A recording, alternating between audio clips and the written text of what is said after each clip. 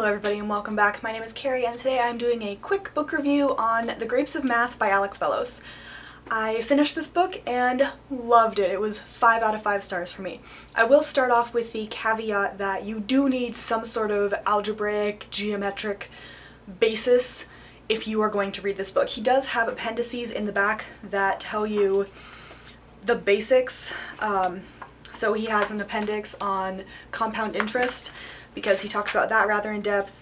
He has an appendix on essentially the Pythagorean theorem, so triangles, all that kind of stuff. There is one chapter towards the end of the book, I think it's the second to last, maybe the third to last chapter, that talks about calculus really explicitly. So you need to know what integrals are, what derivatives are, that kind of stuff.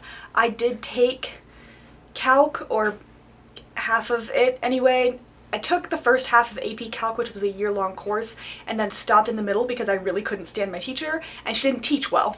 At least she didn't teach me well, but that's a whole other thing, and it bothers me. But anyway, like I said, this book was fantastic. It talks about how life is reflected in numbers, and numbers are reflected in life. So he talks about pi, and he talks about what we should be using instead of pi, which is tau, I think it was.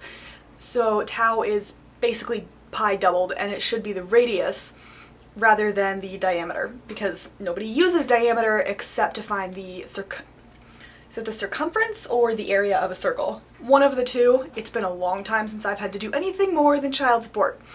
Anyway, which is addition and maybe some multiplication, but mostly I just plug it into an online calculator. Moving on. So I started this book because of the title, Grapes of Math, and I've read The Grapes of Wrath, and there's a VeggieTales episode where they start out as the Grapes of Wrath and they end up the Grapes of Math because the kids are really good at math.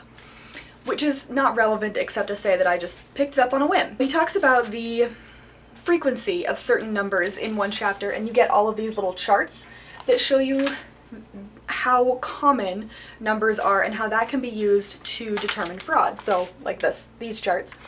And then he compares that to words, and he talks about how it is in this book. He makes it super accessible. Like I said, you do need, though, a basis. You can't go into this with a 3rd grade level understanding of math and expect to get anything out of this, because, like I said, I took the relevant portion of calc for this book, and I understood it. I did have to refresh my memory on what a logarithm was and what exactly that meant.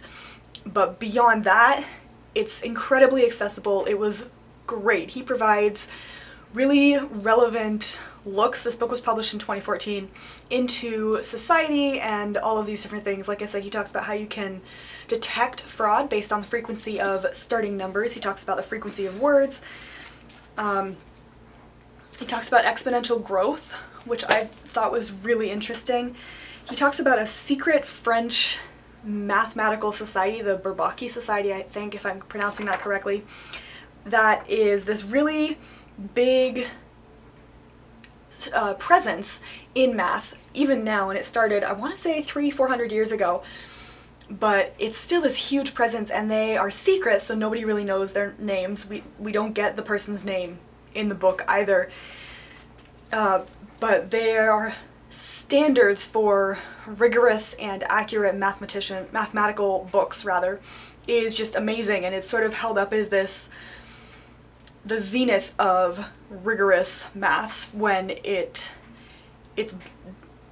dry and a little bit probably dull for anybody who's not a mathematician, but that standard has been almost adhered to or aspired to since then. For example, the Bourbaki's first published book, because they publish books as a group, took 200 pages, if I remember correctly, to define the number 1. Another part of this book that I loved is all these little illustrations at the beginning of chapters that are related to the chapter, and it's hilarious. He is clever. And he talks about negative numbers and imaginary numbers and factorials. Oh my gosh, this was one of my favorite parts. So we all know the Fibonacci sequence, and he does not talk about that in the book, but he talks about negative numbers and complex numbers, and so there's this arrow thing here I don't know if you can see that, but there's an arrow. It says Z arrow to the left, Z squared. And with certain numbers, -1 to 1 specifically, it gives you this great big black circle. But if you do it the other way, then it gives you this. And this turns out to give you these beautiful images. And one of them is called the Valley of the Seahorses or something like that, because they look like seahorses. And it's fantastic to see how math influences us so much and we don't even know it. Then there was this little illustration about the game of life, and it's not so much a game, it's just you create. It didn't make a whole lot of sense to me, but basically this. If you're interested in a much better explanation, obviously, then read the book. But in certain groupings, these cells on a grid on a computer die, and in certain groupings they live. And so through several generations of these cells, you get them changing, and eventually you might get them where they're in any one of these.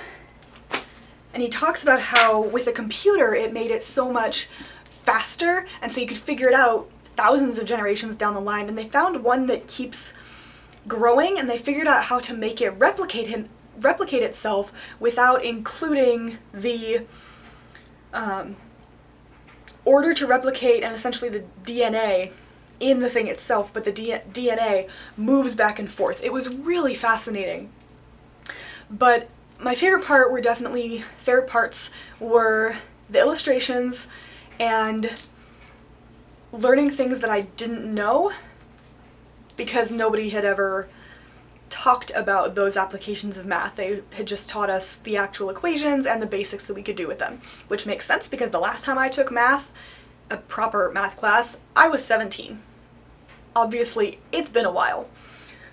But if you have, again, a basis in algebraic, geometric, or calculus knowledge, read this book.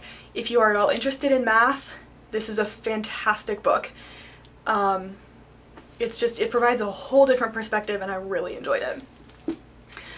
That's all I have. Like I said, I'm trying to make this short because otherwise I could go on for hours about this book. It was just that amazing. I hope you enjoyed. Let me know what you think down below, and I'll see you in my next video. Bye!